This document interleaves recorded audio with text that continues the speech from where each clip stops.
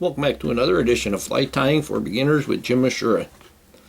Today we're going to tie a Catskill style dry fly, and that is going to be a blue dun.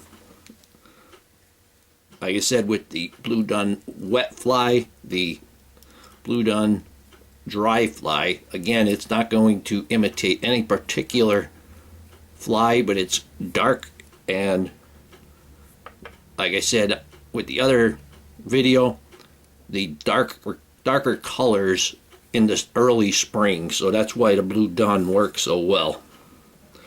Materials we're going to use is a pretty simple fly.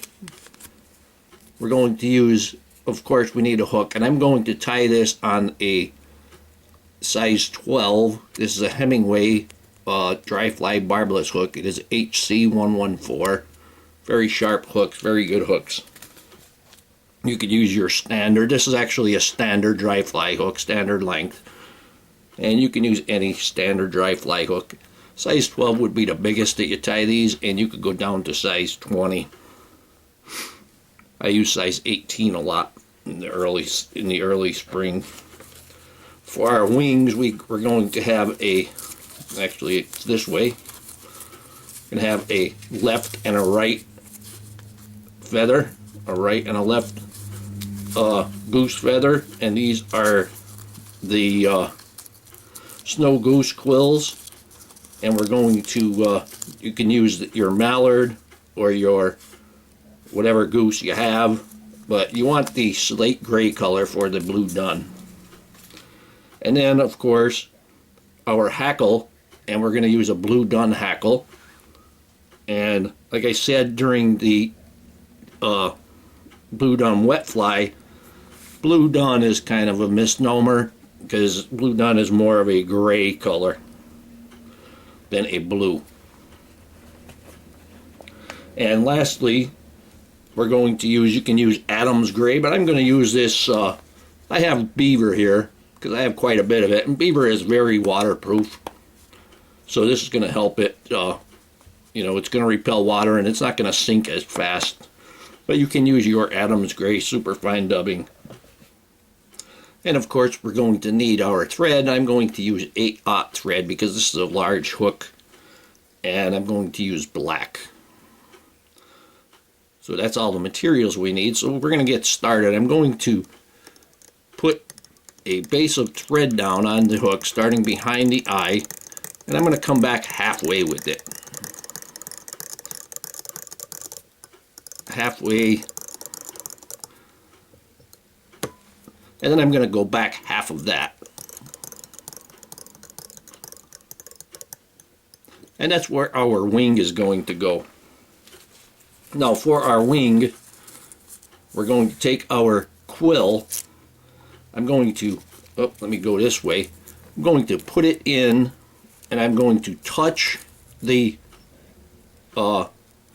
shank with the quill, and I'm going to poke the point through, and that there is going to be the width of our wing. And we'll do that on the both flies. Just touch it, poke it through, and let it slide up. Now I'm going to go ahead and trim those off, and these are nice, these two particular goose quills here are pretty nice because they have a pretty good natural curve to them. And where that comes in handy is when you go to divide the wings. I'll just put those on the side. Now I'm going to take the wings and I'm going to match them up, and I'm going to put them so that the curves will face away from each other like that. So you line up the tips. I want those curves to face away from each other like that. But we also want to put them on the correct way. What I have here, this is not the way we want. Natural mayfly wings, their natural slope off that top is going towards the back.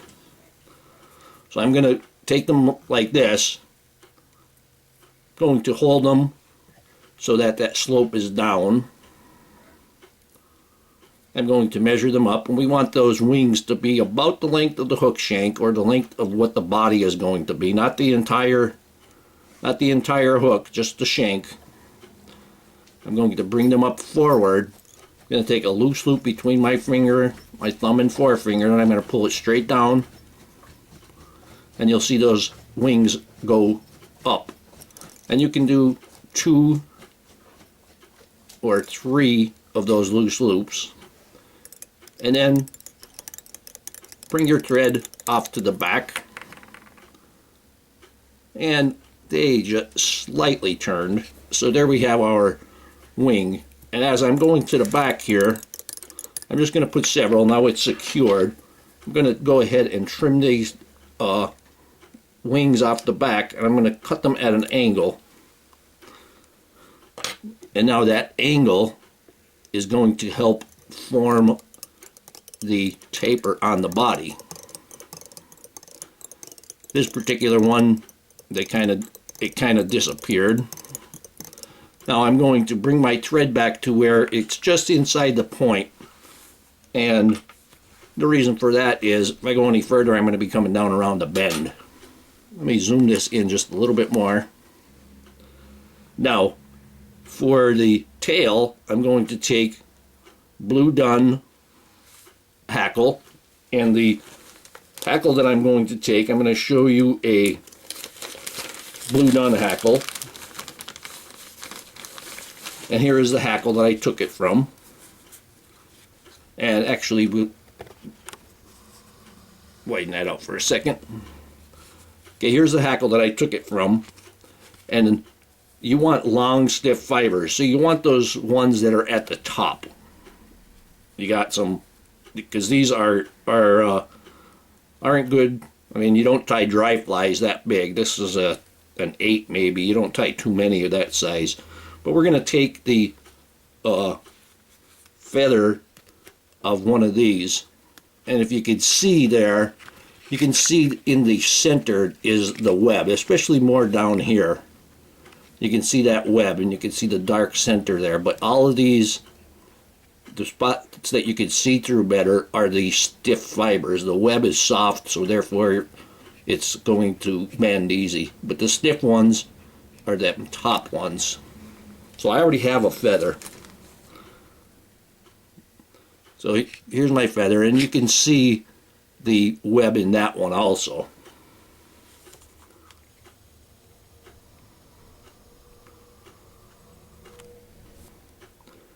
Now I'm going to take my feather, I'm just going to stand them up, just stroke backwards on them.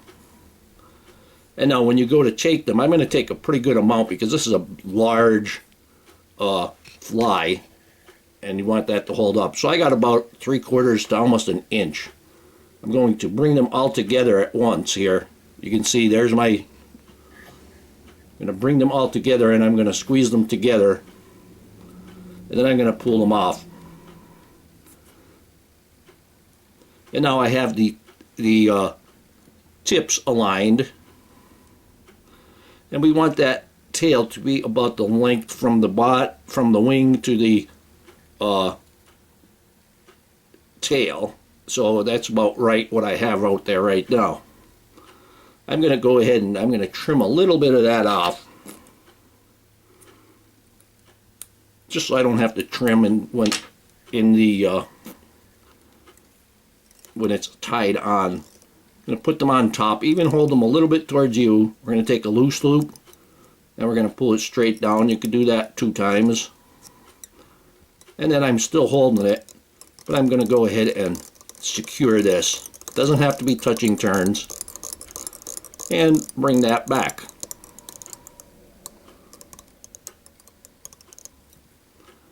Now, if you find that your tail, you went back a little bit too far and your tail is falling, you can just take your thread and put one wrap underneath the tail, and that will hold that right up. Now I'm going to turn my vise sideways, even upside down, so I can dub. But since the wings are there, I'm just going to leave it sideways. I'm going to take my beaver dubbing, and we're going to take small amounts of this. Remember, you can always add more. So I have a little bit, and I already kind of stretched it out before I even put it up to the thread. Get a little bit of moisture in your fingers. You can get a nice tight loop there.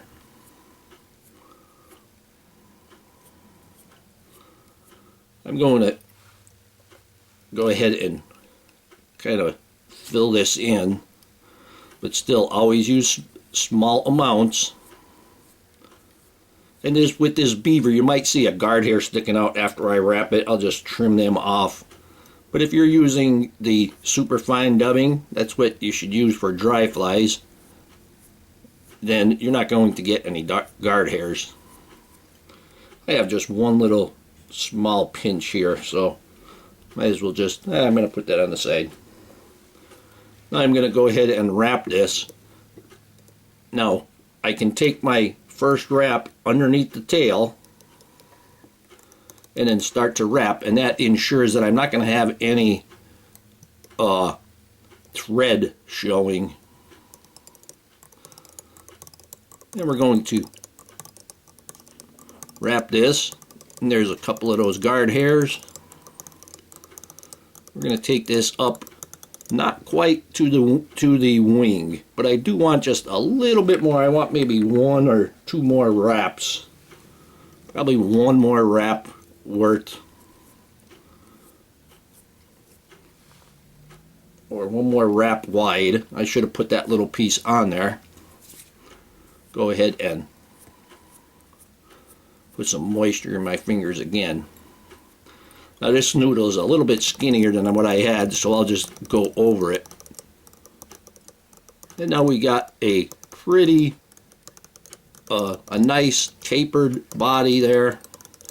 Now when I come up to the wing, I'm going to lift the wing, but be careful when you're working with quill wings, because you can split them easy.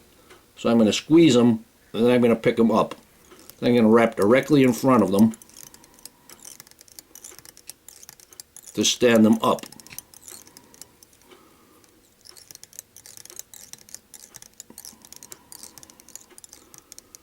And I'm not getting it, there we go. I want to get them nice and tight.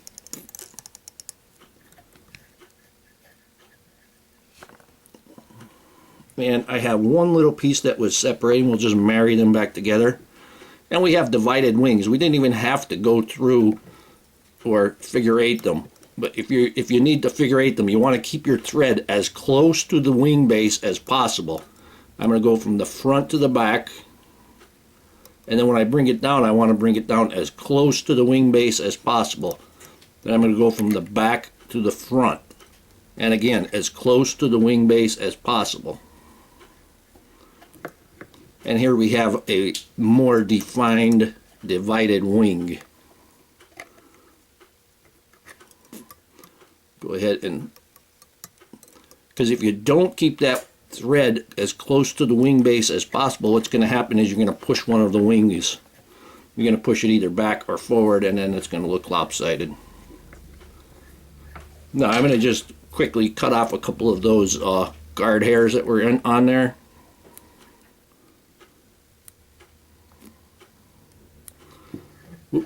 Where is it? There it is. My eyes aren't working as good as they could. Alright, we're going to leave that. So now we have our upright and divided wing. Now we're going to take our hackle, our blue dun hackle, and don't be afraid to use a hackle gauge. It's a pretty simple tool. There's hook gauge on the top and the hackle gauge down here.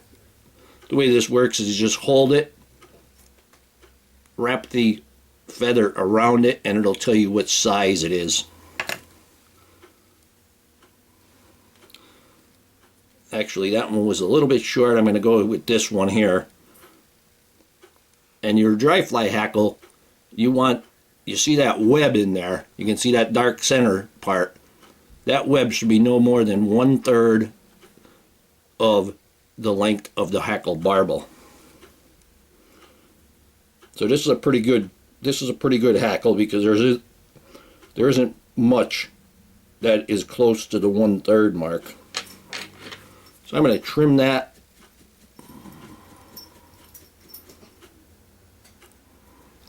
And then I'm going to give it the crew cut. And this particular one I left a little bit long because we're going to tie it in front, and we're going to go to the back of it. We're going to trim off that, give that crew cut.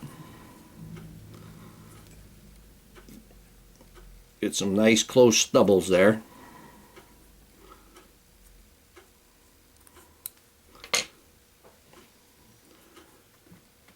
Now I'm going to tie this in with the concave side, the back side of it, to the hook shank. And I'm going to tie it so that there's a few of those barbels. You can see the little stubbies left not tied in. So when you finish the tie-in, you should have a few of those stubbies exposed. Just a couple, 2 or 3 is probably going to be just enough. Going to be careful to hold my wing so it doesn't get all split up. Get close to the wing. Then I'm going to go in back of the wing and secure that pretty tight, because you don't want to wrap the hackle and then push that far wing away from you. Then I'm going to bring my thread up, and I'm going to put this thread, I'm going to stop the thread about halfway between the eye of the hook and the base of the wing. And now, since the hackle is short, I'm going to put my hackle pliers on there, and I'm going to put it on the tip. And now when I take that first wrap, there's my first half a wrap or so. Now there's no hackle sticking out towards the back, and you don't want it. You don't want the hackle sticking out towards the back. So there's one. We're going to put 2 of them in back of it, and then we're going to wrap the rest of the way up to the thread. Now when I go in front of the wing, I want to rub the wing so that I don't have a space. And this hackle is barely going to make it. Then when I get to the thread, I'm going to go ahead and tie that off. And you want to hold your hackle or hackle pliers at a 90 degree from the shank. Because when you tie it down, reason being, if you held it like that along the shank, you're going to get hackle fibers pointing forward. And if you hold it at that 90 degree, you have less of a chance of having them pointing forward. So I got 3 wraps in on top of it. I'm going to put a couple of wraps right in front of it, just to kind of grip that, lock that into position. Now here's where the cuticle trimmer or poke and snip really comes in handy. If I took the scissors, let me turn it this way. If I took the scissors and tried to cut that, I got a good chance of cutting hackle away. I take this poke and snip and just hold that hackle tight, put the cuticle trimmer on that stem, poke, and it is snipped, and you don't have any unwanted hackle barbels removed. Now I can just go ahead and form the head.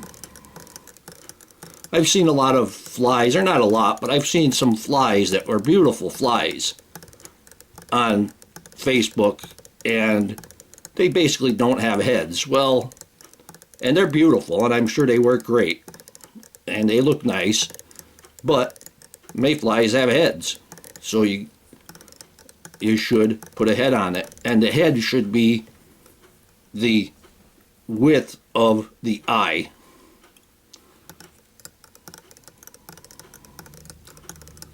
There we go, that's good enough. We're going to take my whip finish. I'm going to put the hook over the top.